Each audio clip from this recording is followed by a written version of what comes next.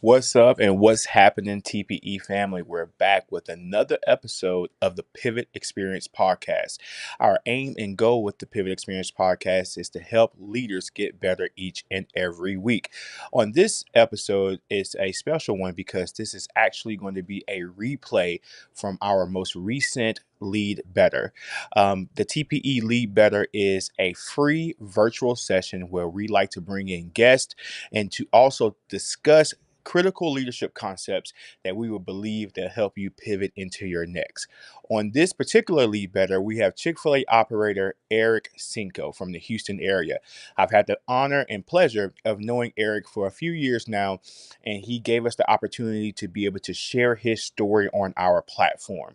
And so hope you guys enjoy this. If you are a leader, entrepreneur, wanting to get into development and progression of your career, this is a very good Lead Better to listen to as Eric dives into his story and his experiences from becoming a restaurant leader to becoming an operator. So enjoy the episode, guys. I'm sure you will. Take this mind of mine. Move forward. And on this Lead Better, operator Eric Sienko, that is now in the Houston area, has graciously agreed to be a part of this journey. I definitely know Eric. I had the opportunity of meeting Eric in Orange, and we had the chance to just learn and grow. I learned a lot from him. I've heard a lot of his story, and I can't wait for him to share his story with you all. But before we do that, I want to know, where are you from? If you would do me a favor, go to your chat function and put into the chat where you are attending this meeting from. We definitely want to know where you guys are from. I know we're not just Texas here. We've got some people from all over the country here in this call so far. So definitely put that in the chat. My name is Alex Seal, and I am the creator of TPE. I don't like to, own that, because I work with a lot of great people that we are collaboratively putting this business together. I've had over 20 years with the world's most caring company, Chick-fil-A. Giovanna is also a coach here. She has over 20 years worth of experience with Chick-fil-A. She's a leadership coach with us.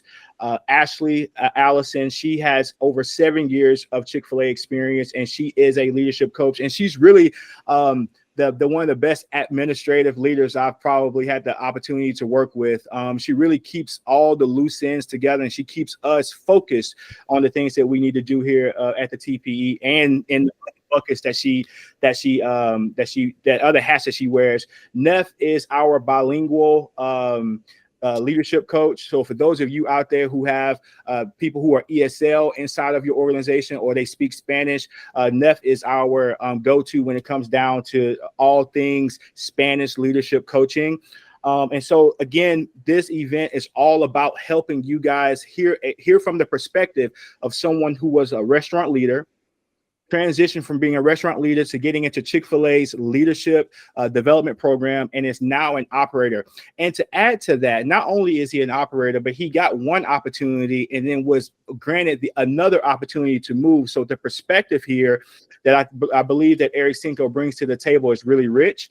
And so we're going to talk through those three buckets. If you guys have any questions or anything that you would like Eric to speak into, use the chat function. One of the coaches will be monitoring the chat, taking those questions in, and toward the end of this presentation, or this conversation rather, we'll have an opportunity for either Ashley or Neff to ask Eric those questions, and we'll go, ask Eric those questions, and then we'll move forward from there. So Eric, how are you doing this evening, sir? Good, man. Thanks for having me on here. It's really awesome that you do this for people, so I'm happy to be a part of it. Thank you. So before we get into like the nitty gritty of any questions that we have here, just kind of, can you tell the people who you are, where you're from, what you're passionate about? Yeah, for sure. So I'm originally from Houston, Texas. Started with Chick-fil-A when I was 14. So now that was about 18 years ago. When I started, it was terrible. I always joke that I would have fired myself. Just being a 14-year-old, messing up orders, going slow, never would have hung in Beaumont with you guys. That's for sure. Been too slow. But overall stuck with it, constantly tried to grow and get better. So over time, I really fell in love with Chick-fil-A. Just throughout my life, Chick-fil-A has been a very consistent thing for me. So my mom passed away when I was 18, and my parents had split when I was 14 and didn't have contact with my dad. So around 18, Chick-fil-A became like truly a second family for me. So it's one of the things that really drew me to Chick-fil-A. Then during that time, I also had to put myself through college, so paid for my own schooling while working full time. Then applied for LDP. Was fortunate to get in when I was about 21, 22. That feels like forever ago now. Or I'm sorry, no, that's a lie. 23, which is great. Traveled for about 3 years. So back whenever I was in, it was a 2-year program, and that was supposed to be it. But just the way sometimes it works out, you get to stay in a little bit longer. And I think they've adjusted the program now to kind of account for it not being a hard set time, which is nice. And so after about 3 years, I was selected to go out into Orange, which was about 2 hours away from Houston, which was a great opportunity. I was excited. It was a grand opening restaurant, 2 hours from where I grew up. Honestly, in Chick-fil-A world, it doesn't really get much better than that. Whenever I went into LDP, I thought I wasn't even going to get back to Texas. And so I was really grateful for that. Then enjoyed my time in Orange, grand opened that restaurant, and was like, hey, I'm pretty happy here. I knew eventually I wanted to get back to Houston, but was like, I'm not doing a whole grand opening again unless it's somewhere I'm going to stay forever. Then after about 2.5 years of being in Orange, a restaurant 10 minutes from where I grew up actually activated. And so I had to apply for that. And this is now going to be my forever restaurant. We opened about 8 or 9 months ago now. So it was in November. And so did second grand opening, never moving again is the plan. Staying here, which is nice. Finally putting down some roots and stuff like that. So very excited. Awesome. Thank you so much for that snapshot into your life. I want to know if you would, I want to talk about your time in the restaurant, because I believe that time is really important as you're building your skills, learning the business, learning how to lead. What are some of the challenges you faced in the restaurant as you were trying to get yourself prepared for Leadership Development Program, LDP? Yeah, absolutely. I think it really is multiple levels. So obviously, I think you have to be operationally proficient is kind of like the very baseline. I'm very much, as an operator, an operations guy. I think it all goes back to helping the customer. And so I would say level one is kind of like, hey, you have to know all areas of the business. You don't have to be the best at them, but you have to understand them. You have to understand the work that goes in there. And it's the same thing I require of my leaders. So literally, if we have a director coming up, no matter what they want to do in the restaurant, if they're going to get to that director level, they have to know both front and back. I was primarily front of house, and I think that was almost a disservice by the time I got into LDP. So I didn't do this, but I would encourage you, if you're front, spend some time in the back, even if it's volunteering just to learn it. If you're back, spend some time in the front. It gives you a more holistic view of the restaurant, and it allows you to make much better decisions. So I did not do that, but that's some advice. The other thing I would say in the restaurant that's very important is just pretend it's yours. So with your operator's permission, obviously, try things and try to make the restaurant better. Prioritize the restaurant over yourself. And I believe that leads you to make decisions that will help your candidacy regardless. I always tell people who I've coached about getting into LDP is do a lot, because then you have a lot to talk about. You can learn to talk about it. I think people focus on interviewing skills more than they do on actual content. But I think you can learn interview skills in about a month. You can't create that much content over time in a month. And you do that by doing and by failing. And that's why I say talk to your operator, because every operator is a little different. I give my leaders a ton of freedom. I understand not every operator is that way, though.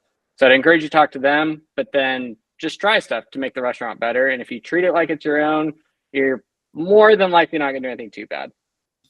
Excellent. I think too, Eric, just to kind of play off of that, but try stuff, but also document it. A lot of LDP candidates that I work with they're like, okay, so when we're talking about business acumen or restaurant results, they're like, I know I've created results, but I can't really like pinpoint what they are. And so I think one thing that I've encouraged anybody that wants to go into LDP or become an operator that's currently working in the restaurant is have some form of documentation where you're just writing down. It can even just be thoughts, little tidbits, a note that you put on your phone that's like, hey, this is like an area I'm working on. Here's where we're at. Here's where we want to go. Here's 3 things I did. This is the result. Like basic, doesn't have to be crazy. But anybody on this call who wants to get into LDP, you can't just try things and forget about them and move on. Like you actually have to be kind of documenting what you're doing. Yeah, I think that's good because I remember preparing for interviews and it's like 3 years ago, I don't remember what I did. And so having a log of that stuff is very good. As well as sometimes you'll pull one lever and expect something to happen and something different happens. And you're like, hang on a second, why did this change over here? So, you might do something that actually objectively makes you faster, but your customers might say you're slower. So you might see your speed of service go down, but your CEM, speed of service, decreases as well. So usually there's cause and effect there. Very good, very good. Thank you, Giovanna, for that comment as well. I actually, and I'm going to pull from just what I know of you, Eric. Can you speak into? I mean, one of the times we had the chance to meet in your restaurant in Orange, you were talking about this very thing that Giovanna's talking about in terms of documenting. Can you speak into like, I remember you talking about dinner sales and where dinner sales were before you start leading them versus, you might not remember this. I'm sure you do. I do. Can you, I guess, speak into that example just for the people who are here, just to kind of give them an idea of what does documenting look like? And more importantly, what does it sound like to communicate it? Yeah, absolutely. So I am not like the best documenter, so don't feel bad if that's you, but it is important. And I think it makes it a lot easier. You can also retroactively do it. So that's what I tend to do a lot is like, I'll do stuff and I'll look and be like, hey, 2 months ago, this is what it was. And now it's this. So not all of us are as organized as maybe Giovanna is, which is okay. But I do think that is a very important piece. And so what Alex is referring to is when I talk about treating the restaurant like your own. When I was a leader in the restaurant, I actually closed like 6 nights a week and owned the nighttime part, which nobody enjoys doing. But I will say that is where some of my biggest growth came from as a leader, because you are just more on your own. I would say a lot of times the support's there during the day, the longer term people are there. And so I viewed it more as a challenge and, of course, didn't enjoy every day of it. I'm not going to pretend I did. However, being able to have that freedom allowed me to try things, treat the restaurant like my own. And what happened is we started off, and I don't remember the exact numbers, so my apologies, but I do remember, I think whenever I started there, we were doing about 1.5-ish million in sales just from 5 to close. And so when you talk about tracking, I wanted to track what I actually influenced. So I started tracking the sales and CEMs and different stuff specifically for 5 to close. And at first I was like running around trying to do everything, wasn't getting any results. And a few months in, I was like, okay, this just is like absolutely not working. No CEMs were going up, sales weren't going up, nothing was really changing. And so I had to kind of shift from trying to do everything to really start building on people, building up people and relying on them. And so I kind of made that shift. That was probably when I was like 18 or 19. And the first month, nothing was different. But then over time, so kind of going back to Giovanna's point of tracking, I started to notice our CEMs going up, sales started increasing. And over the course of, I believe it was 3 years, we went from 1.5 million to 3 million from just 5 to close, just that day part. And then once I kind of saw that number, I started thinking like, man, there's some restaurants. This was back in 2014, 2015. So there was some restaurants that were still doing just 3 million, like freestanding restaurants. And that was actually close to the average. So that kind of changed my thinking on like, hey, if I had a $3 million restaurant, I would do an RQA every day. So maybe I should do one every 5 to close because we're helping that many customers. So yeah, long story short, grew sales about 100% over 3 years. We went from underperforming at night to performing well and executing operational excellence back at the time. Now it's the create raving fans or I'm lost my train of thought. The winning hearts every day. Same kind of idea though, focusing on the basics. Yeah, and so I guess I want to kind of put a bow on this portion of the conversation because again, this is reflecting on your time in the restaurant. And so if I'm hearing you right, try to find something that you can own and make it your own. Right. Obviously, you got to understand what your leadership structure is. If you have a director of operations over you or a GM or your operator, because I love your story in particular. I'm kind of put this in here because you were able to come out of your restaurant not from the top position in the restaurant. And I think a lot of people who are looking to go to LDP feel like they have to be at that top position in the restaurant in order to get into the program. You found a sweet spot where the lane was clear, nighttime. Of course, none of us, particularly who have been here for a long time, don't want to close every night. You took on the challenge of doing that, and ultimately you're living out the fruit of that. Now, of course, you've done some other things in between that point into where you are now, but it all started with your focus and taking ownership in that component. So I love that. So I guess I would like to try to transition us into LDP. So you got that Chick-fil-A's nighttime sales up to $3 million. What was the mindset? What was the thinking when you started to approach the application process, then going through the interview process, and then ultimately getting accepted? What was that train of thought there? Yeah, for sure. And I do want to touch base. You said something actually very important is know what part you own and what part you don't own. So if you're not at the top, like you can't take credit for some stuff. And so don't try to. And I think it's just as mature and just as important to know what pieces you can affect, what pieces you partially affect, and what pieces you just don't affect. So sorry, you kind of touched on that a little bit. I think that's extremely important, especially for interviewing, because they know, like, ultimately at my restaurant now, the operator is responsible for everything, but my team does do specific things that they have directly impacted themselves. So, all right, now on to your actual question. So I would say going through the interview process was stressful, which is probably the same for everybody. I don't think I am a very good interviewer, definitely not at that time. And so I had fortunately done a lot of stuff in my restaurant, but I was not good at articulating it. I went and met with an LDP consultant prior. This was probably a year or two prior to applying for LDP, to do a mock interview with him. And I remember it going just terribly. So he asked me a question. I mean, it was like not a hard question. It was something like, tell me about a time you and your operator disagreed. And I just butchered it. Like, it was so bad. I was all over the place. I was over here. And I had thoughts in my head, but I couldn't articulate them. And so he couldn't get to know me or really what my answer was to that question. And some of it was nerves and some of it was just practice. And those kind of go hand in hand a little bit. And so it was really funny because he literally looked at me. His name's Bryant Ford. He's in like selection now, but he's a really good guy. And he just looked at me. He's like, hey, so how do you think you did? And I was like, honestly, pretty terrible. And he just started laughing. He was like, okay, like, why do you think that? And I was honest with him. And so I think it's important to know, like, honesty can be a good thing in those situations. And starting at the very bottom is probably where I was. So Chick-fil-A was my first job, never really had to do a real interview. It was like, hey, you smiled, cool, like you got the job.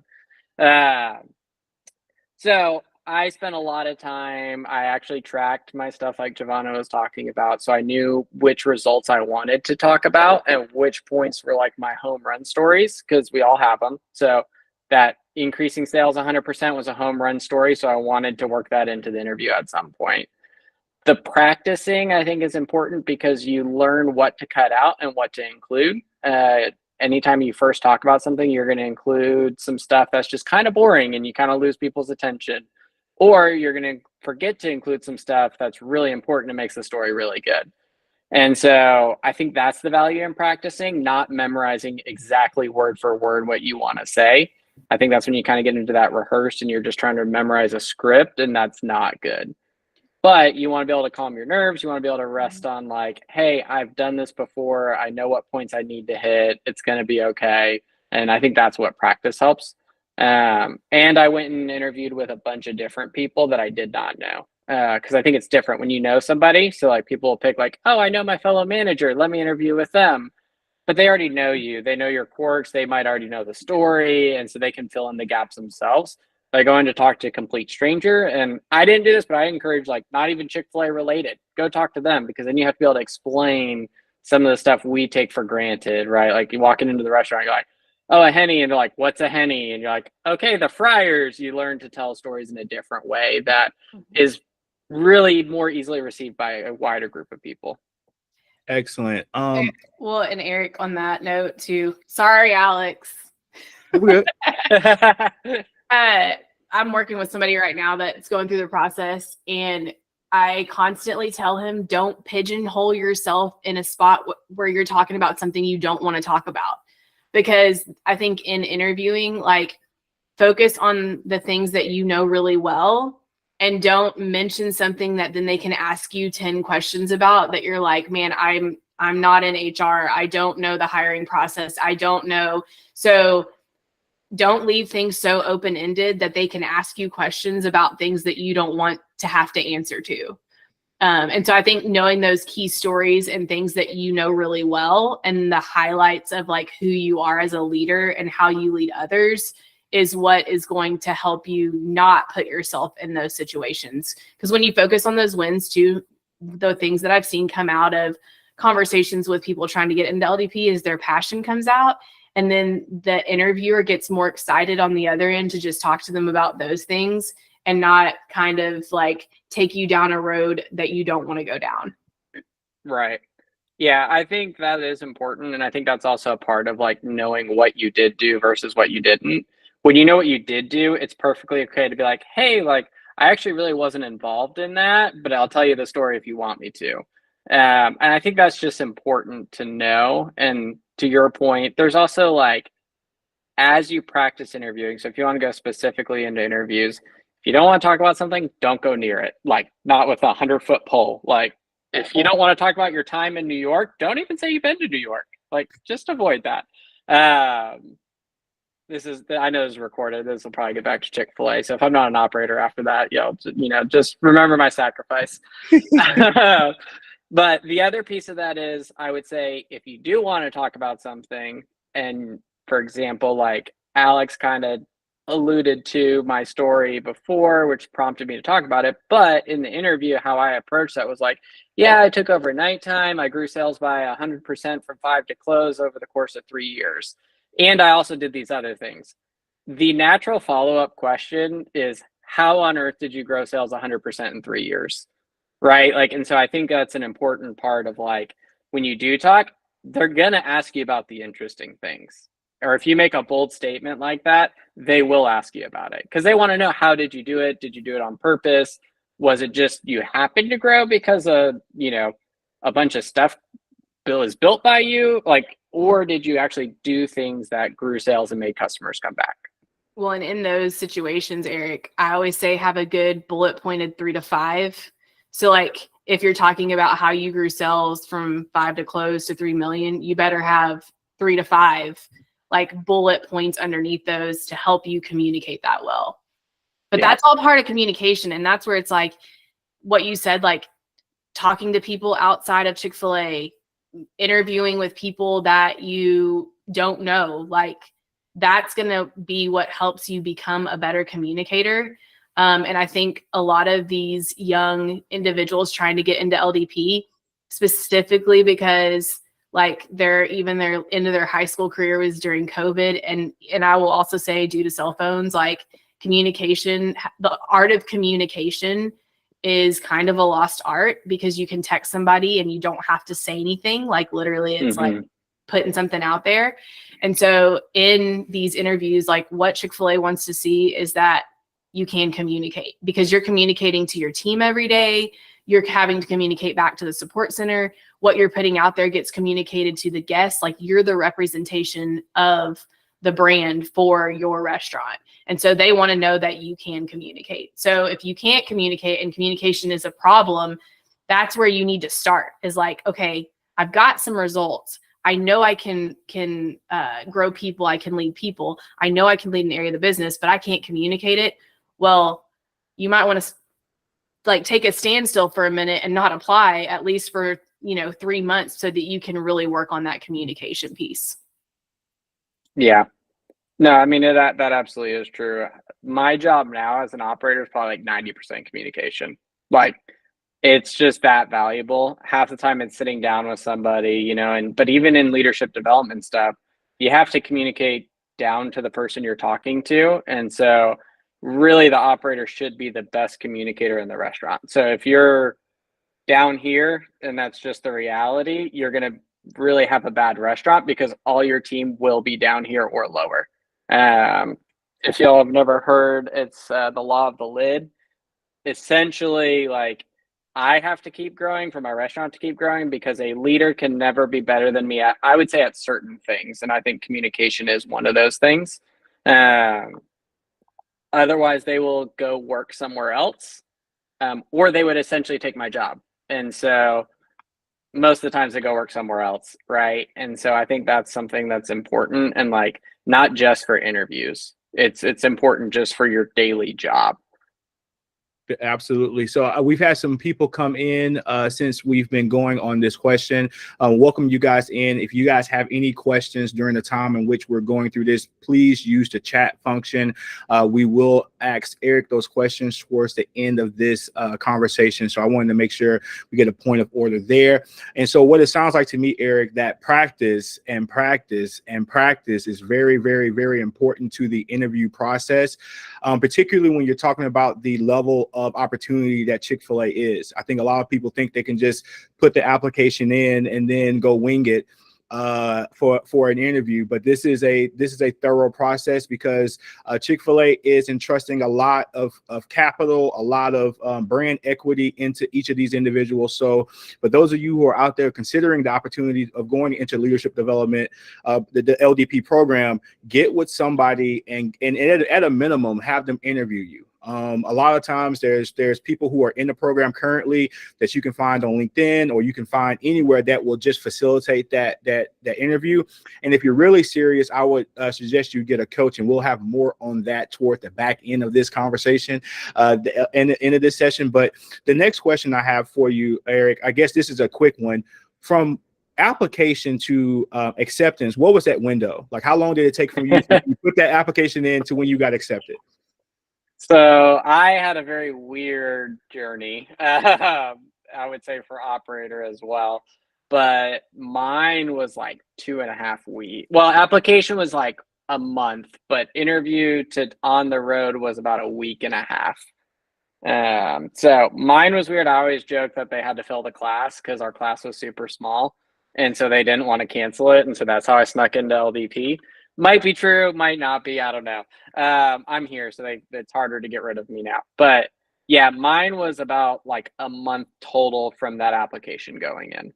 Well, I'm going to go out on a limb and say, for the rest of you guys who are interested in this opportunity, that is not going to be the case. Like, highly likely that's not going to be the case. I think the individual that Giovanna's working with right now, I don't know, we might be on month 3 or 4 from application to halfway through interviews. So it's not that fast. So just, I would say that's more normal. Yeah. 4 to 6 months. They're pretty much saying 4 to 6 months now, like from initial submission of interest to getting in a class, which then that can be even a couple of months depending on when you get told yes, and then the class starts.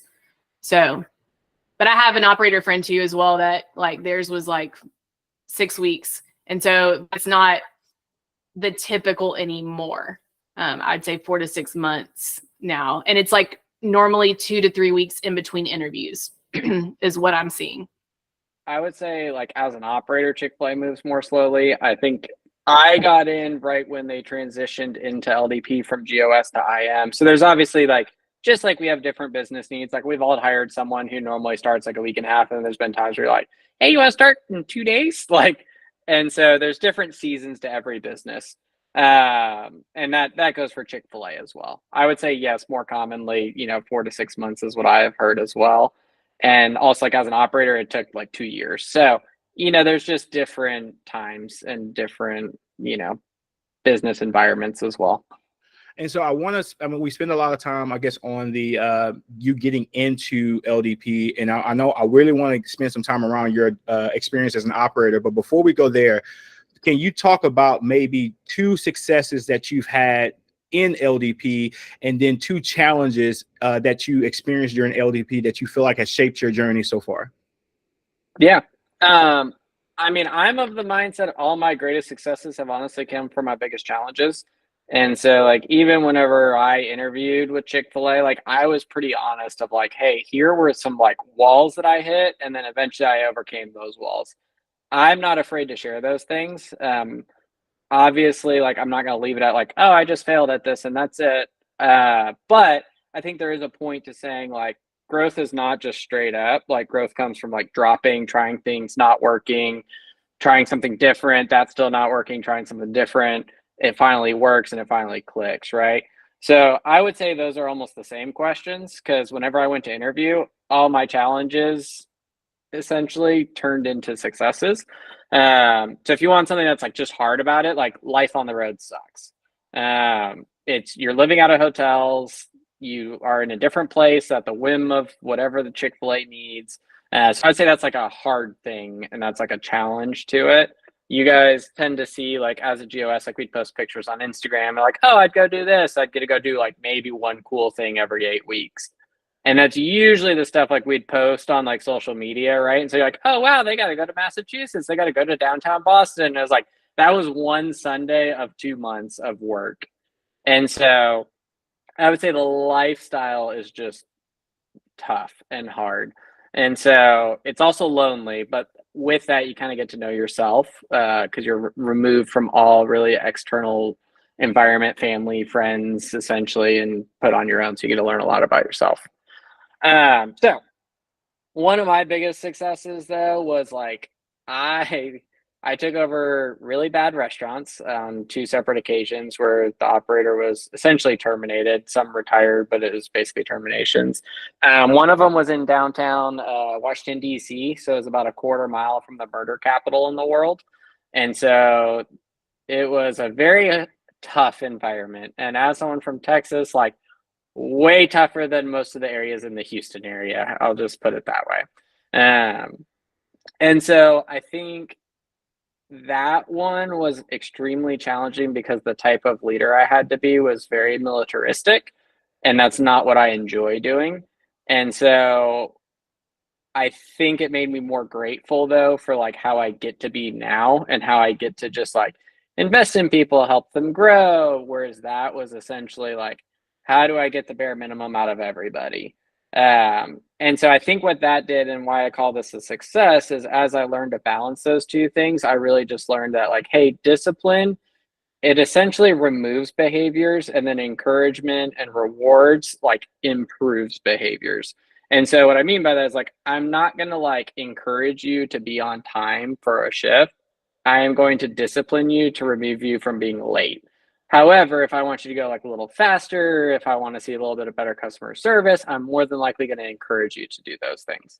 And so I think being in that environment was really good for being able to balance those 2 things and knowing like, hey, pretty much I was focused only on the discipline thing. And the reality is like encouragement did not work nearly as well in that environment without the discipline. And so you have to have both. And I had to like, I mean, I fired people in LDP. Like I had to really lean into that discipline side to create that baseline before I could then go and encourage and start to build people.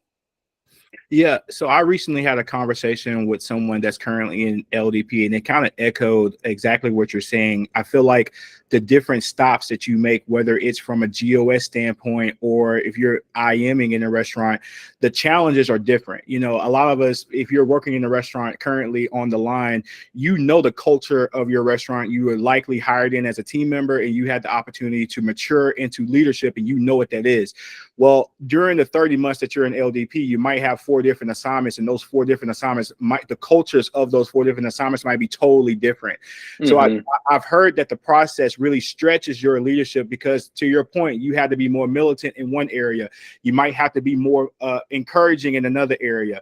You might walk into a great situation where all the cultural pieces are together, and you don't necessarily have to exercise those things. And so I think what I'm hearing from you is a high level of flexibility and agility when you're going through the process. You know, when you walk into the situation of LDP, you don't know what's going to get thrown at you in terms of, you know, the condition of the store. You know, when you walk in, are you looking to drive profitability? Are you looking to drive hospitality? And you have to do that very quickly. You know, it's different. You know, being an operator, you're thinking long term. Whereas you might be at one place for 2 to 3 months, and you're responsible for turning that around in that period of time. So, thank you so much for that. So let's talk a little bit about your transition from LDP to operator, and I guess specifically, what did it look like when you got told, "Hey, we think you're ready. Put your application in." What was that moment like, and what was that experience? You're saying for interviewing for operator? Yeah. Yeah. So, I mean, we just got an email. I don't know if it's different now. We just got like a link sent to us and got to fill out the application. And so then you just don't hear anything. It's kind of the gist of it is like, it's very radio silence until they want to talk to you. So I would say I think it was 4 or 5 focus interviews. So I had a lot of focus interviews before I landed on my restaurant. And I mean, I'm telling you, like, you'd go from 3 months to not hearing anything to like, hey, we want to interview you. Hey, we're going to fly you out here in a week. And then it's like, then radio silence again. And it's like, hey, either yes or no, you got it. And then radio silence. And then until something else activates, you apply for it and they want to interview you. I do know their communication has gotten a little better on like, hey, we're not interested in interviewing you for this opportunity. We never got that whenever I did. So you're just kind of in suspense for a while. So I think that's a huge improvement. What I will say is it took me about 2 years. And I honestly think that ended up working out in my favor because I switched to the interim manager side on the second half. So I did an interview in that restaurant in Washington, D.C. that I was talking about earlier. That was a very tough environment. And I think this is one of the benefits of being an LDP versus applying outright. So I'll tell you a little story of why this is important. I think very important that helped my candidacy is I went to DC. I was the interim manager there. The selection guy came out to visit me to do my interview on site. So whenever I talked about like, hey, knowing what I did versus your operator earlier, I think being an interim manager gives you a bigger range of that. There's still certain things that'll tie your hands, but you have a much bigger range. And so you could say like 70% of the restaurant is me versus, you know, whenever I was working for my previous operators, probably like 10 to 20% of the restaurant. And so when he came out to interview me, like they went and visited the Chick-fil-A, they got to have the experience. Now, granted, it was in downtown DC, so it's going to be a little different for Texas, but that selection guy had been to that restaurant multiple times prior to me being the interim manager there. So not only was I able to talk about the things that I did, he was also able to see the differences there. And I think that's where like working hard through LDP really paid off for me. Not only did I gain a bunch of experience that I could talk about, but like genuinely like selection was able to see like, hey, I know what this restaurant looked like before he was here and I can see what it looks like now. And that doesn't happen in one day. Like you're not going to just fake and be like, hey, like I'll be nice today and like actually have good food today and actually like be friendly to each other today and like no physical fights today. Like that doesn't work. And so he like walked through the restaurant and it was like 2 minutes and then he like already commented on like, oh yeah, no, I saw a difference. Like I saw you had someone outside. What were they doing? I was like, oh, they're just cleaning up like the grounds. Like it was a drive-through only. So I was like, this is our dining room. So we just clean up the entire neighborhood essentially. And the guy was like, oh man, that's like really good. Because last time I was here, there was tons of trash everywhere. And so I think that really helped my candidacy and like my work ethic and helped me in the application process, honestly. And I think that's a huge benefit to LDP is that you do get a little bit of exposure that's directly you potentially. I'm not gonna say that happens for everybody, but potentially. Got it. So how many, I guess, was Orange your first offer? So funny enough, I was supposed to get a mall in Dallas. I told you I'm a weird guy.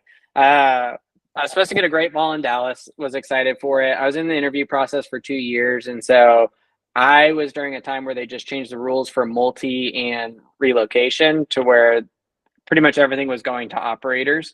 And so eventually I was like, okay, well, I want to be an operator more than I care about like getting back to Houston. So I was going to go to this mall. And then about a week before my final interview, they called me and were like, hey, what do you think about Orange, Texas? And I'm like, I have a final interview for a mall in Dallas. I haven't looked at Orange, Texas, and thinking it was a test and all this stuff, because as you do when you're in the interview process. So they were like, hey, we really would want you for this location, but we want to know if you're interested in it. It'd be a grand opening freestander out in Orange. And I was like, would I have to, it's like, I have questions because one, I have a final for this mall. It's like, if I were to look into this, would I have to interview again? And then would I be competing against other candidates? And essentially they came back and said like, no, you wouldn't have to interview again. And we won't have any competing candidates if it's something you're interested in. You'd still have your final, you still have to pass your final, but we just change your final for that. And essentially like my question was like, hey, I have a bird in the hand. Is that worth two in the bushes over here? Because if I was going to go back into the interview process, like I probably would have turned it down had I had to compete against other people. Yeah, well, fortunately for you, Orange is just booming enough to where there was nobody else that I wanted know. to come out You here. just, hey man, you get good opportunities where people don't want to go. I'll tell you what. Definitely. So I guess we got about another 9 minutes before we get into Q&A. So I guess can you just talk through the mindset that you had when you had the opportunity to do a grand opening? You know, for some of us on the line going through LDP, we may get a grand opening opportunity. We might be taking over in an existing restaurant. You were fortunate enough to be able to do the grand opening piece. What was that like for you as an operator? What were some of the standards that you were trying to put in place? And then what was the reality after the honeymoon phase was over? Yeah. I mean, I think our ambitions are always bigger than what we can actually achieve. You know, I vividly remember being like, well, like I know operators normally like say it takes about a year to kind of get your restaurant like stable. Um, and I was like, okay, I want to do it faster. I want to do it faster. Took me a year. Like just a month in, everybody quits. 6 months in, everybody quits. It's hard to get that momentum going. So that was one thing where like I think, you know, we all just think we can do a little bit better. Maybe someone can. That's great for you. It took me about the average of a year.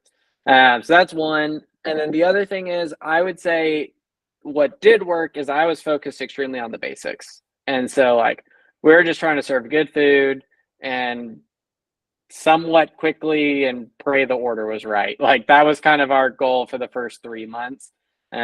We also opened during COVID, so that added an entirely different dynamic that I was not technically prepared for.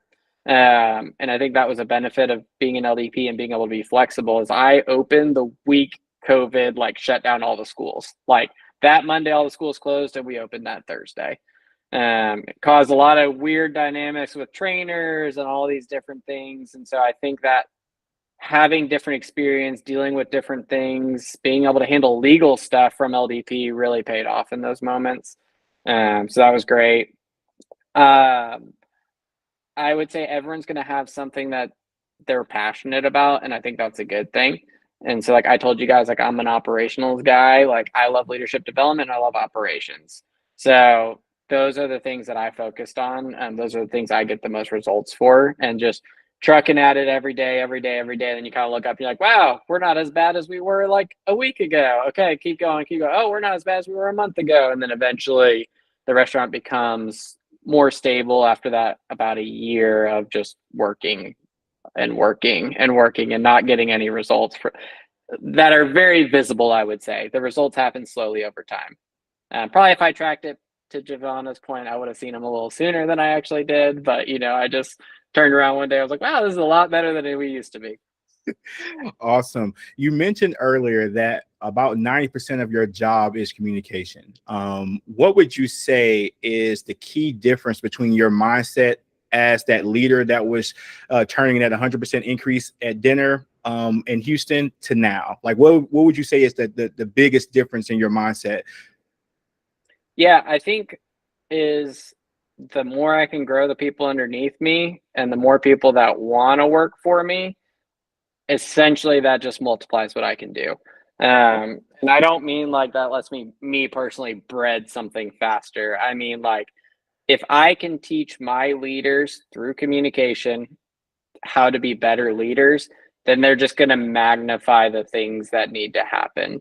And then not only that, they're going to take care of the things that maybe I'm not passionate about, and they're going to do a significantly better job. Or they're just going to be better than me in certain areas. I'm not great at marketing. I don't come up with great ideas. I have a girl who's awesome, is doing cow appreciation stuff, like doing a significantly better job than I could ever come up with. Now my job is still to be able to coach her through a lot of those things, but I don't actually have to be the one to come up with that. Awesome. As you look ahead in your current position as an operator, and if you don't mind speaking into this, like, what's next for you? You're still relatively young from what I know, right? And I think you plan on being in this seat of as an operator for a long time. What do you think is the next big opportunity for you? Yeah, I mean, eventually, just with the way they build restaurants, multi-unit would likely be possible. I think that's one of those things where I believe in being ready for opportunities as they come up more than I get hyper fixated on a specific opportunity. So things just constantly change. And so, like, my goal right now is to have the strongest leadership team possible, and the best restaurant possible. And that will prepare me for multi-unit. And like, I'm removing things that I have to do. Like, I literally never do anything by myself, including leadership development stuff. Like, my director of ops is involved in all my leadership development because I believe that's a part of the way he learns, is by being near me and absorbing the stuff that I do, not me directly teaching him. So that being said, I am prepared for any opportunities that come more than I'm focused on one specific opportunity. I just want to be positioned to take advantage of anything that does happen to come my way. Awesome. So multi-unit is in your future, and that's awesome, and we believe that you're going to make that happen. So now we're in the time where we're going to do Q&A. Ashley or Neff, would you guys? I think I saw some questions coming through the chat, but would you guys take it over from there in terms of facilitating those questions? Yeah, so Eric, there's a question by Sean, says, do you know of any coaching opportunities for external candidates? So as you went through the journey, did you have any contact with any of these people or any coaches that would be suited for an external candidate? Are they saying like they don't have Chick-fil-A experience? If Sean is still on the line, would you be able to maybe give some more specifics on that? I'm assuming they are speaking in terms of somebody that does not have Chick-fil-A experience. If they don't have Chick-fil-A experience, I mean, honestly, I think getting to know somebody inside Chick-fil-A is valuable, and then also spending some time in the restaurant. So I don't know about specific coaching for that necessarily, but if you're interested in LDP, I would encourage you to go volunteer a day at the restaurant to make sure it's your cup of tea, because the restaurant business definitely is not for everybody, and that's okay. I would hate to see someone go through a 6-month interview process, uproot their life only to find out they don't like working at a restaurant. I think, Sean, you may have unmuted yourself and brought yourself back in. Would you like to speak into that question a little bit more directly? Yes, thank you. Yeah, I spent quite a bit of time with operators in restaurants on a volunteer basis.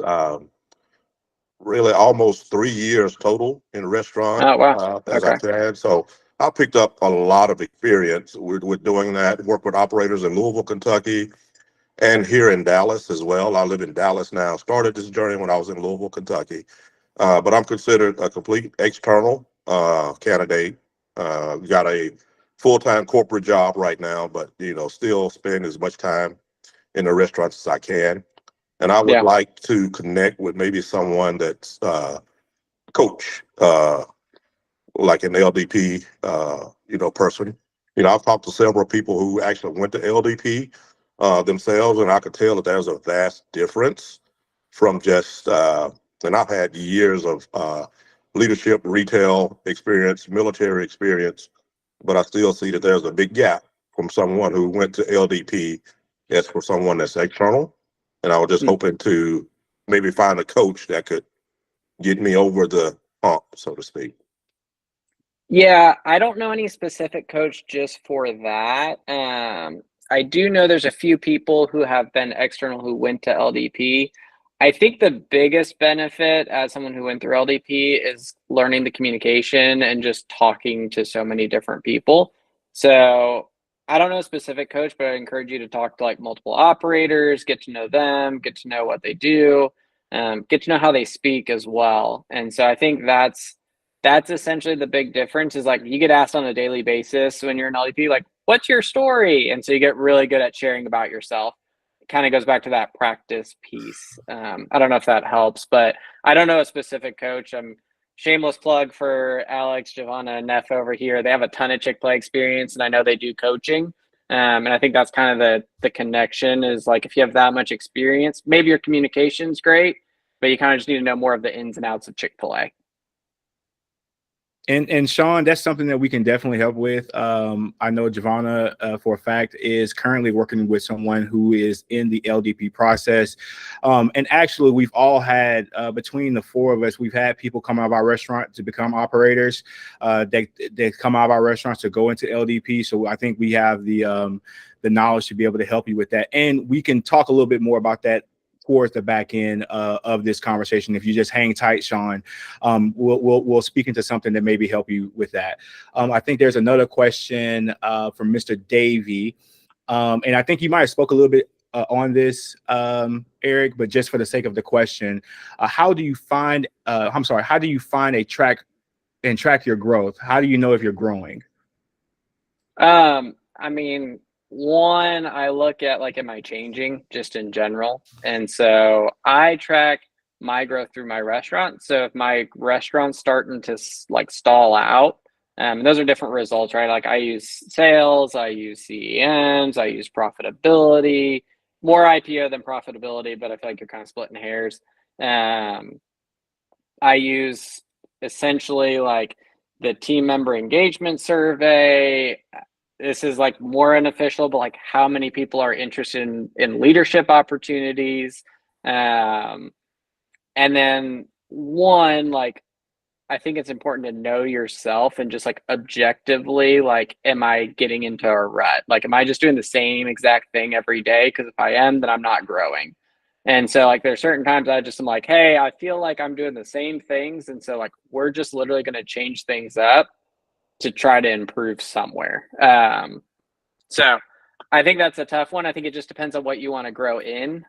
So like right now, like we're focused on building leaders. And so like I have to become a better leader in order to do that. I have to release some control and let some of my other directors do more leadership development stuff. And so I think sometimes my growth is like less direct. I think the more you move up, it's like I have to do less, and that is growth for me, as weird as that sounds. But like I need my directors to do more, and that'll show me growing as a leader. Also think, go ahead, Giovanna. Also think to answer that question for like yourself is, do you have a personal like growth plan? Everyone should have a personal growth plan. I mean, anybody you talk to in leadership development, we just went to a conference, a Houston conference, and number 3 on his list was, do you have a growth plan? Everyone should have a growth plan. So a lot of different ways that you can write a growth plan, or you can even have somebody do it for you. I help write leadership development plans for our leaders, but it really is just like specific to you, like where do you want to grow both personally and professionally? And you got to kind of ask yourself that question and then set up a growth plan to actually see growth happening. Yeah. And like we do that very specifically with our leaders too, of like, I view it very simply, like, where do I want to be? Where am I currently at? What things need to change to get me there? And it's, if you look at it objectively like that, because what you're doing right now will get you to where you are right now. It won't get you further. And that's, so like, you might have grown a ton. That's great. If you want to be an LDP, what are the things that you need to do to get in there? And then like, what is the gap? And then how do you do actionable things to get there? And if it's communication, go talk to people. If it's, I don't have enough results to talk about, go get some results. Like if it's, I know profit, but I don't know people, go figure out people, right? Like I think, and that's a harder one, but I would just encourage those. Yeah, those three things. I think I said those earlier too, like in your restaurant growth. So like when you're talking about how are you measuring whether you're growing or not in your restaurant, it's where are we at? Where do we want to go? What do I need to do to get there?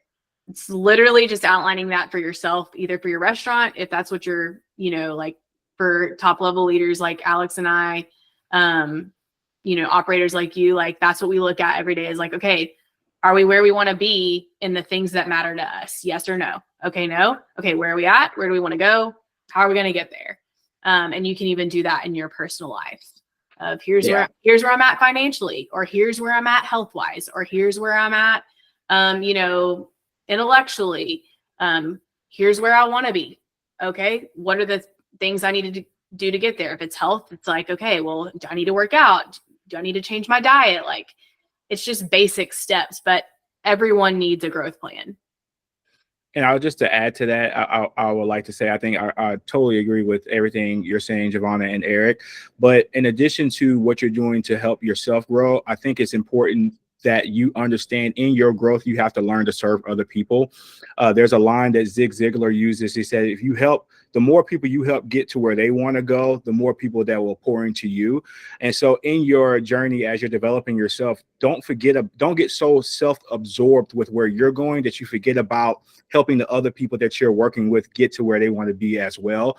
Because I guarantee you, if you have a spirit of service to those other individuals and they know what your goals are, they're going to go out there where to help you get better, give you more direct feedback, hold you more accountable to the things that you want to do if you are not just about yourself, but you're willing to help them as well. So I think that's an important piece. And then one other thing that I wanted to say before we wrap up is growing yourself is one thing, right? So you can read all the books, listen to all the podcasts, you can take all the courses, go to every conference. But if it doesn't translate into measurable and actionable things, I think, Eric, you said this, and Giovanna, you said this too. If it doesn't translate into driving results, you have to take a self-inventory of what you're taking in, and is it moving you to where you want to go. I heard something recently. A leader said, you have to learn to fish on the fish's terms, right? And so if you're doing things and implementing things that the people around you aren't looking for or aren't driving results, you have to continuously try to reinvent in yourself. How do you be more effective? How do you come across more effective? And so we're about 2 minutes out. I want to say, John, do you have something else? I'm sorry. Well, and I think too, Eric, maybe you can answer this question a little bit better too for some people. But one of the things, like in a personal growth plan that you should have, is like surrounding yourself with people who are better than you. Like you always want to find those people out there, which there's tons of them. Like you always think like, I might be at the pinnacle. Oh, no, there's always somebody better. I'm not Michael Jordan. I never will be. If I want to play basketball though, I probably want to email Michael Jordan because I want to find out what he did to get where he was at. Right. And so for you, Eric, like as an operator, is there any operators out there, or even I would just say like people that were in LDP with you that you consistently connect with as a mentor to help push you to where you want to go? Yeah, I mean, absolutely. I think it's important to have mentors and then equals and then people like who are underneath you and you're developing. I think that just keeps you well-rounded. And so like I still keep up with my operator I used to work for. He's a mentor. Bryant Ford, who I mentioned before, like I still keep up with him. Like I just was in Atlanta a month ago and was catching up with him. I still view him as a mentor because he just has a lot of experience and is a very just wise person that I respect. And then there's other operators who are like, a little bit more, it's like that kind of competitiveness that like we kind of just like bounce off each other in a healthy way, which is great. And you're generally experiencing similar things and allows you to talk through them. And then I think, kind of giving back and building up people really helps you refine essentially a skill. If you can't teach a skill, you don't know it well enough, in my opinion. And so like, if I can't teach someone how to communicate, then I'm not a good communicator at that level and I need to improve. So I think it's important to have all facets of your life continuously there. And those people might change. Mm-hmm. Excellent. Well, I want to just, the time is now 8 o'clock. I want to say thank you so much, Eric, for spending some time with us today. I feel like a lot of the people on the line were enlightened by your story. You gave us some real practical things that we can implement on our journey. And so if you want to stick around, Eric, we can kind of reconvene, or you can leave now if you like. We'll catch up. We got some catching up to do next week for sure. Does anybody have any closing words for Eric before he departs? No? Thank you so much, Eric. Thank you. My pleasure. Thanks for having me. Yes, sir. And we'll tap into the Pivot Experience, where we help young,